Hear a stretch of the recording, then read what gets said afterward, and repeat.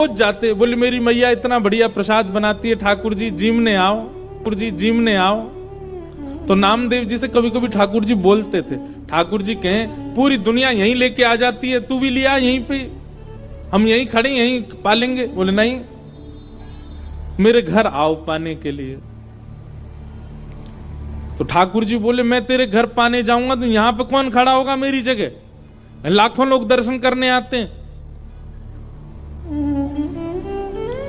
नामदेव जी बोले आप भगवान हो, सर्वसमर्थ हो, कोई व्यवस्था कर लो अपनी। भगवान बोले ठीक है कर ली हमने व्यवस्था। बोले क्या व्यवस्था? बोले मैं तेरे घर जाऊंगा पाने, तू मेरी जगह खड़ा हो जा। ऐसी शयन आरती हो, शयन आरती के बाद छुप जाइयो पीछे आके, देखो ठाकुर जी की लीला, जी की लीला। ये सत्य घटना है श्री नामदेव जी महाराज की। नामदेव जी छुप गए। रात्रि में शयन आरती के बाद जैसे ही कपाट बंद हुए, ठाकुर जी तुरंत मूर्ति मंत्र खड़े थे, मूर्ति से सहज हो गए और सहज उतर गए अपने आसन से। और नामदेव जी कहा तुम खड़े हो जाओ। खड़े हो गए नामदेव जी, बोले ऐसे खड़े हो जाओ हमारी तरह। हो गए खड़े।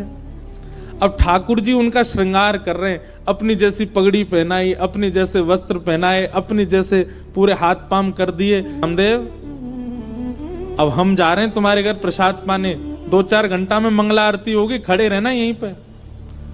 और सुनो 2-4 बातों का ध्यान रखना। क्या? ये सुबह सुबह पुजारी आकर के तुमको ठंडे ठंडे पानी से नवाएंगे, ठिठर मत जाना। अंदर से ठंडी लगे तो भी रोक लेना। नामदेव जी बोले वो कैसे रोकूंगा? बोले हम नहीं रोक रहे इतने साल से, रोज रोज हमको भी नवा देते हैं सुबह 4 बजे, हम भी तो अपनी कंपन होता रोकते हैं उसको।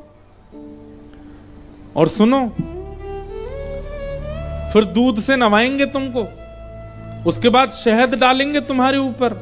और फिर कभी पंढरपुर जाओ तो हमारे कहने से वहां की काकड़ा आरती, तो काकड़ा आरती में क्या करते हैं, दूध से जल से सबसे स्नान करने के बाद फिर ठाकुर जी को मुंह पे मक्खन लगा देते हैं, इतना सारा मक्खन मुंह पे।